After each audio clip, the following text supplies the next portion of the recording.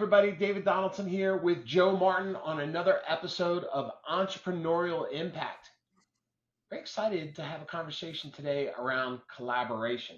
So I want to kind of put you guys in a mind frame. Okay, I want you to stop because this is going to stick with you all day. You ready, Joe? You ready?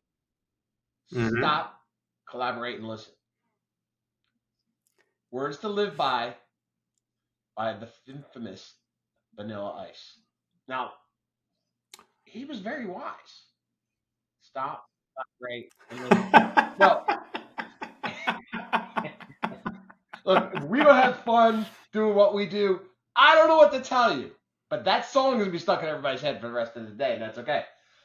But here's the truth around all that, right? You have to listen to what's going on as far as everybody around you, right? A good leader collaborates and listens to the people. He does not dictate. He sets the vision, he sets the goal, but it's not my way or the highway, right? If you don't get buy-in from the people that you're in business with, your team, your leadership, your staff, your employees, whoever it is, you're not going anywhere. You're going to churn through and you're going to burn them out, right?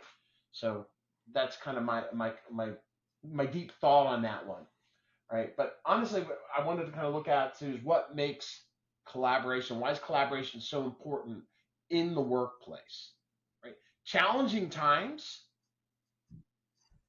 needs collaboration and listening skills more than any other time. And businesses as a whole and where we are in our marketplace right now, people are struggling. So I want to kind of go down. John Maxwell, he's got a great book called The 16 Undeniable Laws of Communication, and there's a chapter in there that kind of jumps out at me. Now he's talking about presentation and skill set, but I kind of adapted it for collaboration in the business workplace. And he kind of talks around and he breaks down 5 or 6 high level events that I want you guys to think about. And first and foremost, he talks about that good collaborators have an open mindset. What does that mean to you, Joe? If I said, "Hey, Joe, have an open mindset through collaboration"? What does that mean? And when I think about like open mindsets, like a lot of people like to talk about, I'm open minded and blah, blah, blah, blah, blah. Well, here's the thing before you can even be open minded, you have to be self aware enough to know what your belief systems are, your values, and your filters are. And the majority of us have experiences in life, trainings, education, work experiences that our filters get developed because we have tendencies or we have experiences that usually come true because of XYZ reasons. So when I hear open minded, it's saying, one, what are my filters? What are my predetermined thoughts and beliefs? And if I know what those are, when something new comes at me or something that might challenge my belief system or my values or whatever, I'm able to pause my initial reaction of shutting it down and saying, okay, here's how my feelings are. Because once again, our first reaction to something we cannot control. That's just our reaction, right?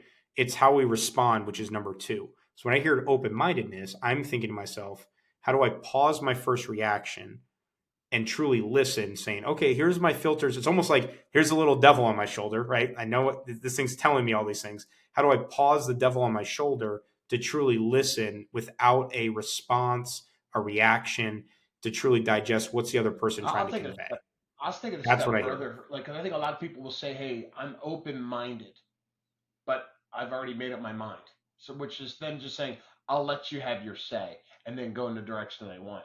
To me, truly being open-minded is not closing the door, literally being willing to listen to have somebody make an opinion present to me that could actually change my mind on the direction we may look to go. That's being open minded, right?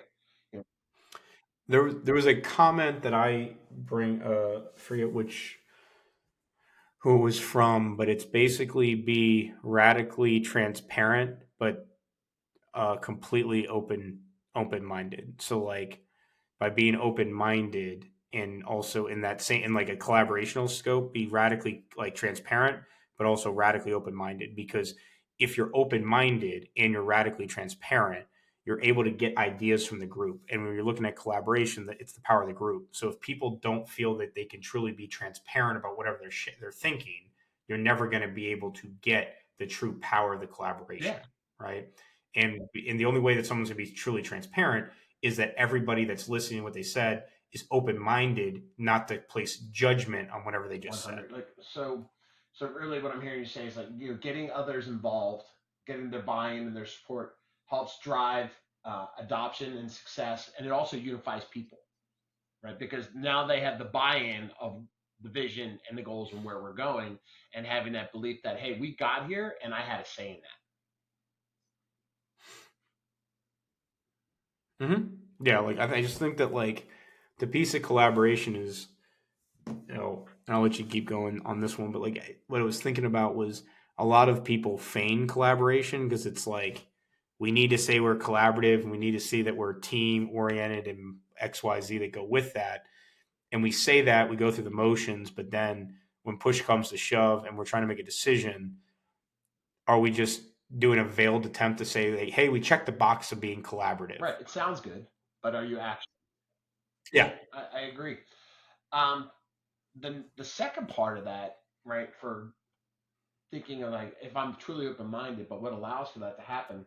So good collaborators ask and answer questions, right? Thinking things through, saying can I versus how can I, right? The how can I is what stirs the conversation of getting others involved. If you're just looking for a yes or no person or a yes or no answer, you're not going to move anywhere. You're not going to grow properly, right?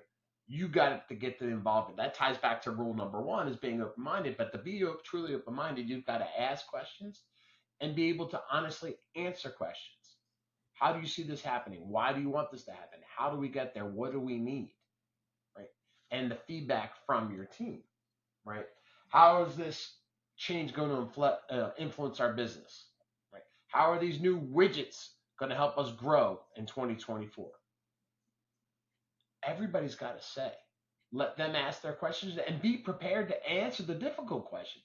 Maybe things come up that you haven't utilized yet. If you're looking at your vision and your goals for the year and that you've kind of penciled out, the insight and allowing others to break that down with you either A helps you drill it down, right, and lock it in, or B, massage it a little bit to kind of address the things that you might have missed. As you were talking through that, the thing that just hit me was when we talk about collaboration, like one of the things I know is a leadership challenge for people running teams is that we get success because of whatever our skills and behaviors are as a leader, right? Usually a dominant personality of some form, or directness is usually what you see like big rainmakers at, right? And not to say other people can't be there, but like let's just call it what it is for Sure. this conversation. They usually attract other people that are like-minded because you enjoy yourself, otherwise you wouldn't enjoy yourself, right? And you like being around people that like you because you see other tendencies of you and other people, and you see those as beneficial because those things were what got you successful. So hence, by hiring more people like you're going to get that. You're trying to use the logic by hiring other people that are similarly like you and blah blah blah, you're going to get better results, where in fact when you look at diversity of like skill sets, backgrounds, experiences, behaviors, blah, blah, blah, that's actually where the collaboration comes from. And I think where collaboration becomes very challenging is that the leader that's running the team has to have the patience, the foresight, the vision, the understanding that all the people in the team are going to be different. And if you have everything lopsided in one way, you're going to have challenges, right? And the balance of the team and the insights and the collaboration might take a little bit longer because everybody that gets on a team is like, this feels like it's painful and taking too long. But it's through that process that like you end up getting a better decision. And I think that's the part of collaboration is what do I don't know? What haven't I been exposed to? What experiences do other people have that we could avoid the same setbacks by going down this road? And in so doing, you measured 5 times, but you cut once. No, you're right. When you look at again, it's I love how these kind of daisy chain together. But when you look at the value of somebody's feedback through collaboration, right, and you're re-asking questions to their questions or having been answered, saying, your response and saying, hey, allowing them to improve what's happening, but then when you're asking questions in the spirit of improvement versus attacking through criticism, the more helpful everybody else becomes, right? It gets a very at ease type of environment where trust is there, nobody's opinion is wrong or undervalued, and everybody's comfortable, right? We had a conversation a couple of weeks ago around radical candor, and I think this kind of ties back into that. You grow more quickly as a team that is unified and trustful through a collaborative environment than those that distrust or aren't comfortable or are afraid of retribution by questioning. Mm-hmm. No, and that's the questions, right? Like it's almost like you've got to be better at question asking, right, than Yeah, anything else.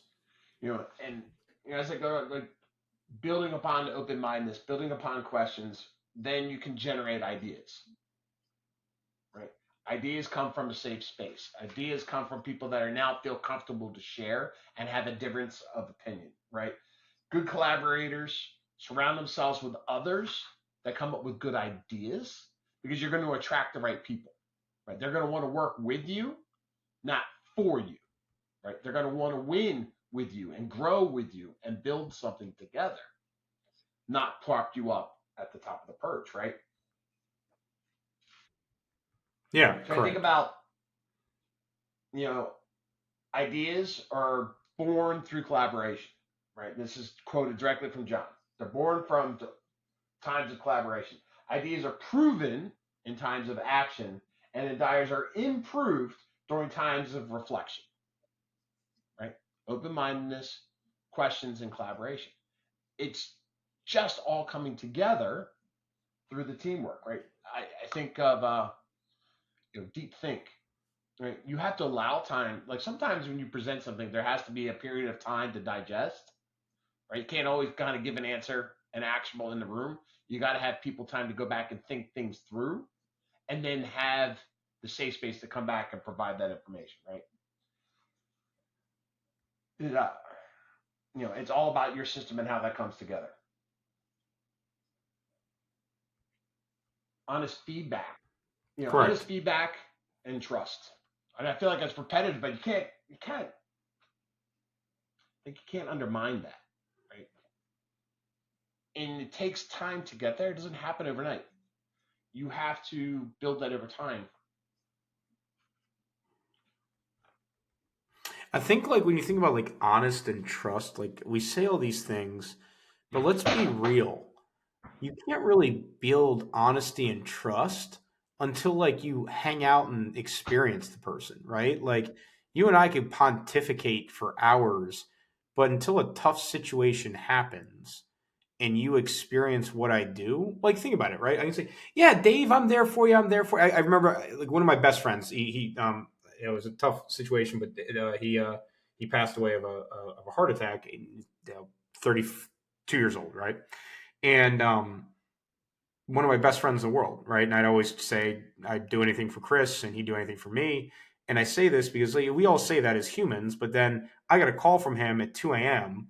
in the morning. I don't even know how I woke up because I usually sleep like a dead person. And he calls me and goes, "Hey, my sister is having a situation with her boyfriend. And he lives, dropped me the address because he lived somewhere in Virginia. 2 o'clock in the morning. Don't even ask a question. Got you, Ridge. I got the address. I'll be going to pick her up. No problem. Meet me at my house." So like what I say by honesty and trust is like we can say that, do whatever, trust falls and all kinds of crap like that to do it. But it's not until a really stressful situation happens that says like, how is that person's character? So I think like one of the, that's just my thought on honesty and trust. It's not until something shitty happens that you actually You're build right, that. and you don't know until the situation arises, right, how somebody's going to react. But you have to have done something all along incrementally to get there. To then you've got the big ask, right? Trust Yeah. in the workspace is earned, right? You need it early on, right? Whether you and I just started working together, we have to trust. We can stay in curiosity, but we have to stay in trust, right? And we keep moving forward together to the point that when you now know somebody well enough Hey, I trust him. I can go outside the workplace and ask him for support, this, that, or the other thing. And in this situation, I need a big ask. And you spend a lot of time with the people at work, more so than a lot of times we spend with our own family. You've got to surround yourself with people that are trustful and honest. If you're just showing up for the sake to show up, collect the paycheck, and be a yes person or just fluff, look, I've been in business a long time. You can see through that. You know who's real and you know who's not, right? Sometimes you will just learn to keep people at arm's distance because they're not trustful or you don't trust where they're coming from, but you can identify that. Unfortunately, too many people are younger in their careers and they don't know yet. And that comes with time through asking questions, seeing how people react to things to develop that trust and honesty or move on. Yeah, I think like the piece that needs to happen in that is, it could be trust and it could be whatever, but like you could use a couple different words for it.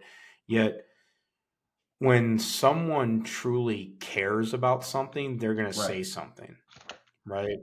And I think that's the piece on teams. Like, I know it triggers me a little bit. And like when I start talking about stuff and no one's talking or no one's challenging what I just said or no one's asking for clarity or whatnot, a little like spidey senses go up because I'm not perfect, right? Anybody that's a rainmaker that thinks they're perfect needs to like a self awareness check because like the great leader, when you talk about collaboration, says like, I know I'm not perfect. I know I got some great ideas and I want to win and I want to compete and I want to do all these type of things. I want to build and blah blah blah.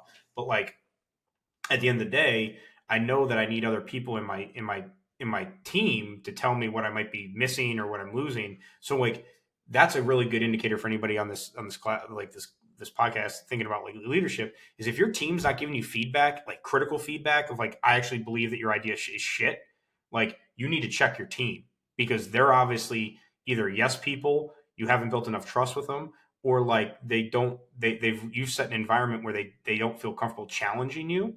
And I think, but also remember your tone. Like, I think Dave, you and I, we could go in a screaming match, which I love. We could do that, But that's right? trust, But we it's would know that that's passionate okay. trust, right? Because we feel confident.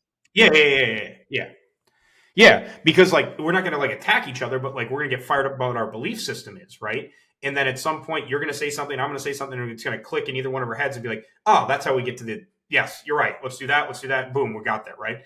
But what scares me on teams is that like when you've got a team of like 5, 10, and nobody says anything else, and it's always the leader, that tells me there's something off there because like if I'm driving 100 miles an hour one way and there's a cliff and I keep saying, no, we're going this way. And you're like, no, dude, there's a cliff right there. Cliff right there. Like, and frankly, I'm going to punch you in the face before you hit the cliff because I care that much. Right. Like that's the kind of like conversation you So want is to have in that the scene that was collaboration missing because from like I'm that not was back. missing from that's on the cutting room floor for Thelma and Louise as they were just beating the hell out of each other before they drove off the cliff?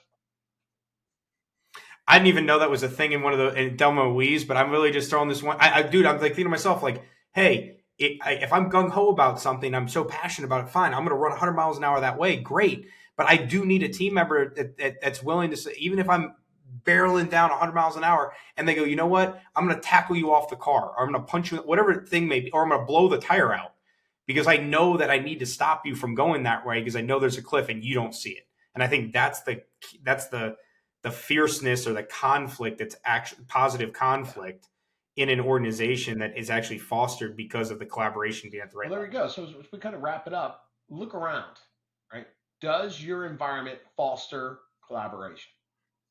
Right? Do you feel comfortable in the environment of accepting criticism, asking questions, right? And this goes both ways, right? Amongst the team, up, down, side to side.